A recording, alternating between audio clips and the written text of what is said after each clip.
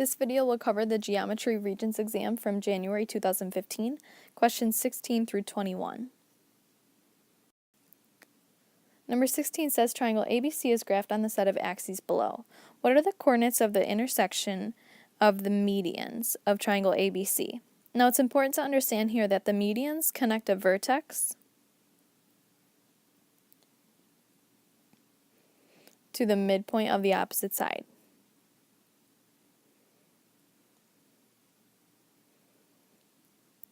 So the first one is actually nice and easy. If you take vertex A and connect it to the midpoint of BC, now BC looks to be 6 squares long, which means the midpoint is down halfway. So here I can connect to make that median. Now I'm just going to kind of eyeball on AC where approximately the median or the midpoint would be. It looks to be around here. And we could actually do this mathematically by finding the distance vertically, 3, cutting it in half, so then that means 1.5. And then finding the distance horizontally, 6, cutting that in half to give us 3. So we need to go up or down 1.5 over 3, which then lands exactly where I put it originally.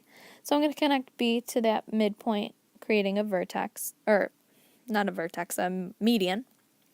And I'm going to do the same thing for C to the midpoint of the opposite side. Again, I'm just going to kind of eyeball it here. We could, again, do it mathematically. But I see here that all of these medians intersect at one single point, and we are asked for the coordinates of that point. So I'm going to just count starting at my origin. Notice the origin is not in the center of that graph, it's actually moved over, so recognize that please. So it looks like we're going to the left 1 and up 2. Left 1, -1, up 2, +2.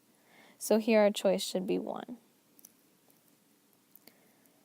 Number 17 says, given the statement, if a number has exactly 2 factors, it is a prime number. What is the contrapositive of this statement? Contrapositive means to switch and negate. So we need to take the 2 statements. A number has exactly 2 factors, and it is a prime number.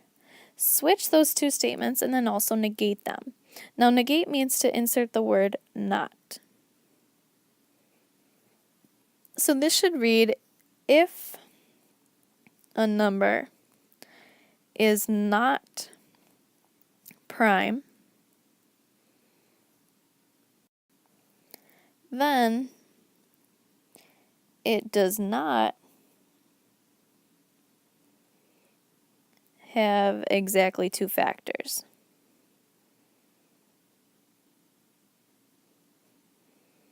So again, switching those 2 statements and negating them, putting the word not in there, gives us choice 2. So answers for this page, we have the following. Number 16 is choice 1, 17 is choice 2. Number 18 says, which graph represents a circle whose equation is x minus 2 quantity squared plus y plus 4 quantity squared equals 4.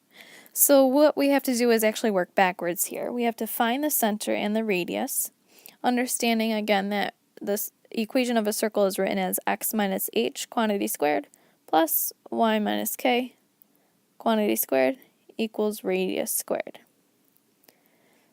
where h and k are the center and r is the radius. So the first step we're going to take is to pull out the center and the radius. When we plug into the equation, the signs change. So the same thing happens when we pull out of an equation for the equation of the circle. That -2 now becomes a +2, and then +4 now becomes a -4. So I need to find a graph that has a center located at 2, -4, which means that I can get rid of choice 1 and also choice 2. So then I need to find the radius. R squared is equal to 4. So in order to find the radius, I have to square root both sides, which means that r is equal to 2. So my radius is just 2 from the center to the outside, meaning that we end up with choice 3.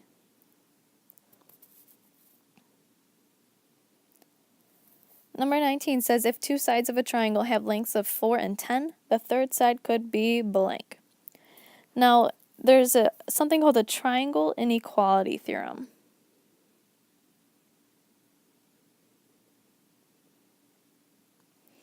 Which tells us that the two shortest sides, say S1 plus S2, must be greater than S3. Meaning, again, the two shortest sides must be greater than the third side. So what we can do is find a range here of side lengths that would allow us to create a triangle. We're going to do so by adding the two numbers and then subtracting the two numbers. Now we're going to take the absolute value of these essentially because we don't want any negatives here. I would typically suggest starting from the big number and going towards the small number, like 10 take away 4, so you don't end up with negatives, or you can just think again about absolute values. 4 plus 10 gives us 14, and 4 minus 10 gives us 6, because again, absolute value means it's positive.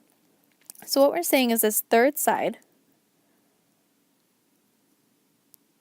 is between 6 and 14. Now my inequality symbols here are important, that I understand I cannot have a side that is equal to 6. Because if I have a side that's equal to 6, then we have a triangle with 4, 6, and 10. Remember the theorem says that the two shortest sides must sum, or add, to be greater than the third. 4 plus 6 is not greater than 10. 4 plus 6 is 10. So I cannot have a side length of 6, which means I can only be strictly greater than 6 and then less than 14. The only number that falls in this range is choice 1. So answers for this page are the following. Number 18 is 3. Number 19 is 1. Number 20 says the lines represented by the equations 4x plus 6y equals 6 and y equals 2/3 x minus 1 are blank. So what we need to do first is actually get the first equation into y equals. I'm going to begin by subtracting 4x because my goal is to get y by itself. So minus 4x minus 4x. Remember, whatever you do to one side, you must do to the other. 6y equals negative 4x plus 6. In order to get y by itself, I need to now divide each term by 6 so that the number 6's in front of the y cancel out. Y equals negative 4 over 6x plus 1. But I know that negative 4 over 6 can actually be reduced to negative 2 over 3x plus 1. Now, in order to answer this question, we need to take a look at the slopes, because the slopes will tell us whether or not lines are parallel, perpendicular, or intersecting but not perpendicular. I can immediately get rid of choice 2 because the lines are not the same. The equations would be identical if the lines were the same, but this is not the case. Here I have a slope of 2/3, and here I have a slope of negative 2/3. If the lines were to be parallel, then they would have the same slope. But obviously this is not the case. We have one positive, one negative. If they were to be perpendicular, they would have opposite reciprocal slopes, meaning they would be flipped and negated. These fractions are not reciprocals. They are not flipped, which means that these lines are not perpendicular. The last option is choice 4. They intersect, but they are not perpendicular. If you were to graph these, I'm just going to do a rough sketch.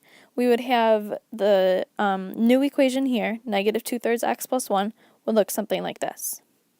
Then the old equation, or the second equation rather, 2/3 x minus 1, would look something like this.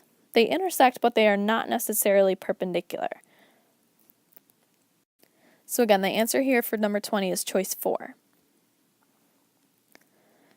Number 21 says in the diagram below of ABC, segment DE is parallel to segment AB.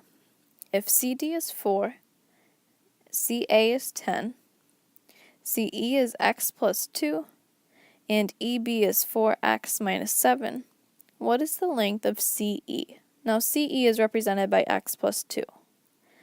So we need to figure out what x is in order to figure out what x plus 2 is. I'm going to take a second to just do some subtraction. This whole segment is 10.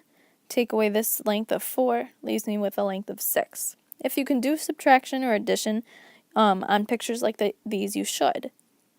Now, because these lines are parallel, that means that we have some congruent angles, which tell me that the triangles are then similar, which means that the sides are in proportion.